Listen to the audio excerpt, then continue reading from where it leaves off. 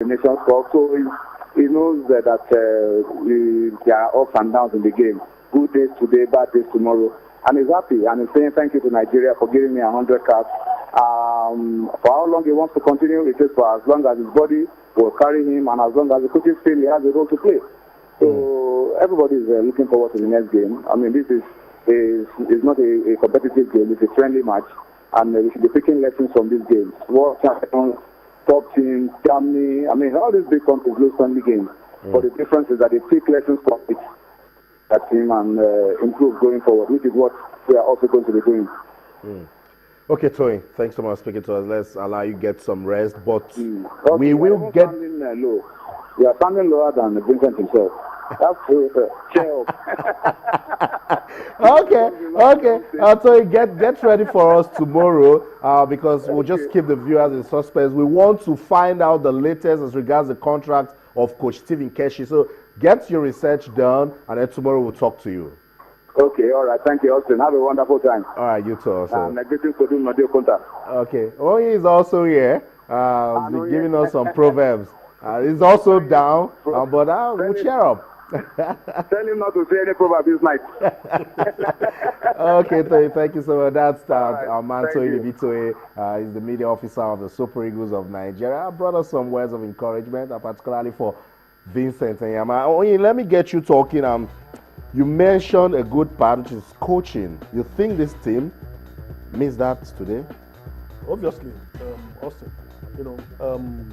The question is, can we hold Amokachi responsible, for anything that the performance of this team? The answer is no, because he can't claim that he's in acting capacity. And when there is uncertainty within a surrounding, it affects everybody. Nobody knows his future in that team. Yeah. Some of the players could feel that okay, if maybe another coach will come now and I'm out of the team. Some guys were not invited to this for this friendly, like Emmanuel Emenike. Yeah. For obvious reasons, he's been unstable. Mikel Obi is injured; he's just recovering. So some players could have some sympathy. So when you have a coach that is, the direction of the team, who tells the players, yes, you are in my team, you have a future in this team, they'll give in their best. Then the philosophy also comes into play. Every coach wants to impart his philosophy, wants to pass across his playing style to the player, and these things take time. So if we don't have a coach now, what we are just doing is what we call a local balance patch arrangement. It won't take us anywhere. We need to settle that issue, and we've been saying it. After we failed to qualify for the Nations Cup, that was when we should have moved in to decide, whether Keshi will come back or not. All this issue about him coming today, approving a contract, is he going to sign, will not augur well for this team. That is my simple analogy. I agree with you, but I think Zumnodi disagrees, particularly when Oyin says Amokachi cannot take full responsibility for this loss. I don't think it's not that I disagree with him. Sometimes when you say coaching crew, you say technical crew, and there's somebody that will stand in.